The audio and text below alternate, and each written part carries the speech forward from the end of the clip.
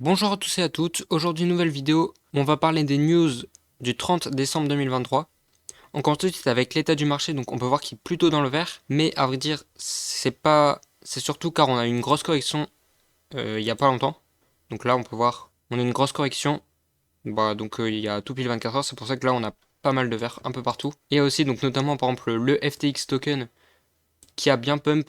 Je sais pas si c'est grâce à ça, mais c'est très certainement grâce à ça. C'est notamment une news que SBF, il a pas le droit de faire appel, donc il y aura pas de deuxième procès pour SBF. Donc c'est peut-être pour ça, par exemple. Je sais pas vraiment si c'est pour ça, mais en tout cas c'est bien drôle. Et ensuite on a des perfs notamment de Internet Computer, de Astar, mais aussi des bons plus 10% donc sur Mina, IOTA, Sei, Ordinal et pas mal d'autres cryptos. Mais on a aussi des sous-performances, notamment sur l'écosystème Solana, avec le Bonk et le Sol.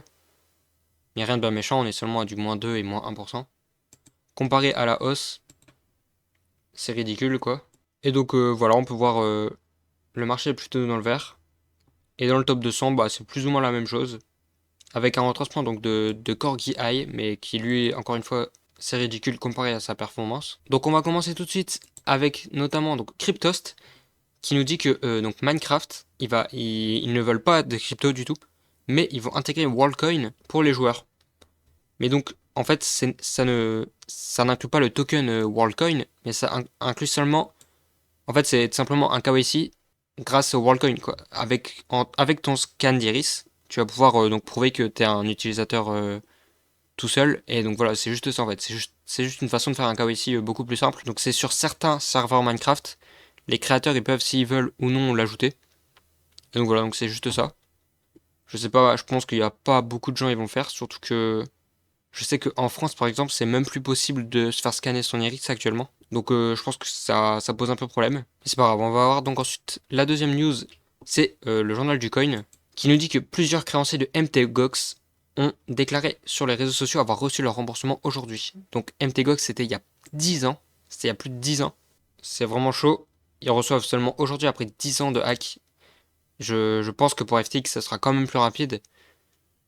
Mais bon, on peut voir que c'est assez chaud. Mais j'ai vu qu'il y avait aussi des mecs, ils avaient reçu deux fois le virement. Et du coup, les mecs de chez MTGOX, quoi. Enfin, c'est pas les mecs de chez MTGOX, mais les mecs, ils ont remboursé. Ils demandaient de refaire le virement et tout. C'est un bordel. Je sais pas ce qu'ils ont foutu, mais c'est pas très clair en tout cas. Ensuite, c'est Coin Academy qui nous dit donc que MicroStrategy achète 14 260 bitcoins en plus, ce qui représente 615 millions de dollars. Et donc maintenant, MicroStrategy possède 189 150 bitcoins. Donc c'est juste aberrant. Donc on peut voir là le tweet de Michael Saylor, qui est enfin c'est même plus le PDG, mais c'est le mec qui s'occupe seulement d'acheter seulement d'acheter des bitcoins pour l'instant. Et donc on peut voir, il possède actuellement quasiment 6 milliards de dollars à un prix moyen de 31 000 dollars par bitcoin. Donc c'est vraiment colossal et on voit il continue d'acheter coûte que coûte, peu importe ce qui se passe. Michael Saylor il est toujours là. On continue ensuite avec Goku, donc qui nous donne des news du président argentin, Javier Milei, qui a proposé un projet de loi controversé qui oblige les citoyens à déclarer leurs avoirs nationaux et étrangers en crypto. Tous les citoyens qui déclarent avant le 31 mars ne paieront qu'un taux de 5%, et ensuite il passera donc à 15% après le 30 novembre. Donc ça c'est quand même une news de ouf, on va pouvoir payer en crypto. Donc voilà, donc c'est assez impressionnant. On voit qu'il est vraiment pro-liberté en fait, il est pas vraiment pro-crypto, il est juste pro-liberté. Ensuite c'est Vanek, donc encore une fois c'est une pub pour leur ETF. On en a déjà eu deux, et donc là c'est Vanek qui s'y met. Donc on peut voir que ça arrive à grands pas les ETF, enfin si ils arrivent. Et notamment il y a des rumeurs comme quoi ça sera accepté, enfin que si ça est accepté dans les prochains jours, on aurait la date mardi ou mercredi. Et donc ça c'est encore une news de ouf. On va voir comment le marché va réagir. Ça, c'est vraiment une grande question. Est-ce qu'il va y avoir un sell the news, base the rumor, sell the news, comme on dit, ou alors est-ce que ça va vraiment pump comme jamais? On verra bien. Ensuite, c'est Crypto Pixou. Donc là, il parle de son interview. C'est déjà la 52e. Et c'est juste incroyable ces interviews, moi je les adore. Et si vous connaissez pas vraiment, allez faire un tour. Vraiment, c'est incroyable. Il a interviewé énormément de personnes, que ce soit donc par exemple le PDG de Binance France, le CEO, il me semble, de DYDX, etc. Vraiment beaucoup de gens. Il y a même un mec de chez Solana, mais un mec très haut placé, quoi. Donc c'est assez stylé, et je vous conseille d'aller voir. Ensuite, c'est CoinGecko.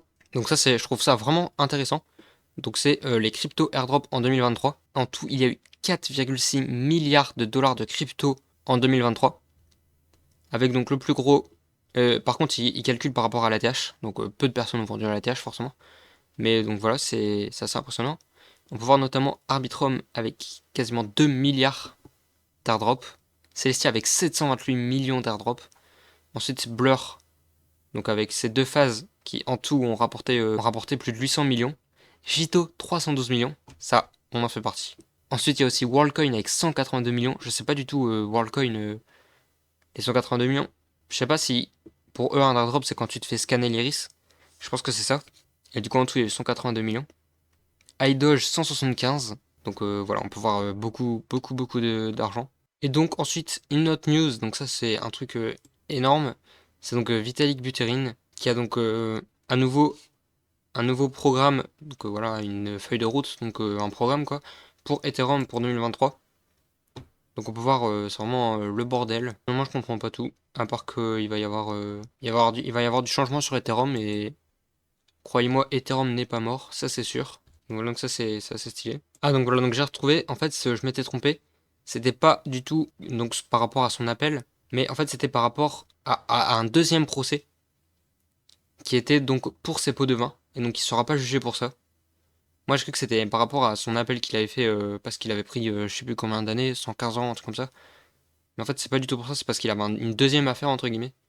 Et du coup il y aura pas finalement. Mais bon, en même temps il prend déjà 115 ans, donc pourquoi lui en mettre en plus? Et pour finir, donc c'est Token Unlock, donc qui nous dit les plus gros unlock de tokens qui va avoir dans pas longtemps. De la semaine, les unlocks de la semaine.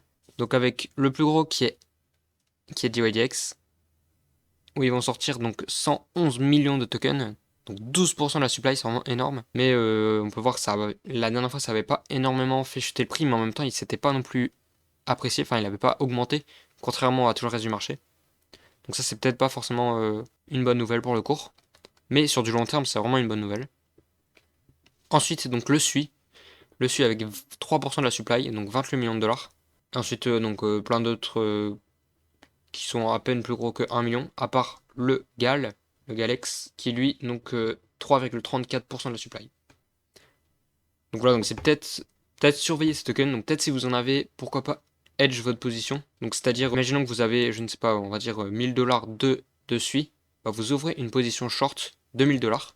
Comme ça, si jamais il short, bah, si jamais le prix baisse, vous gagnez de l'argent grâce à votre short.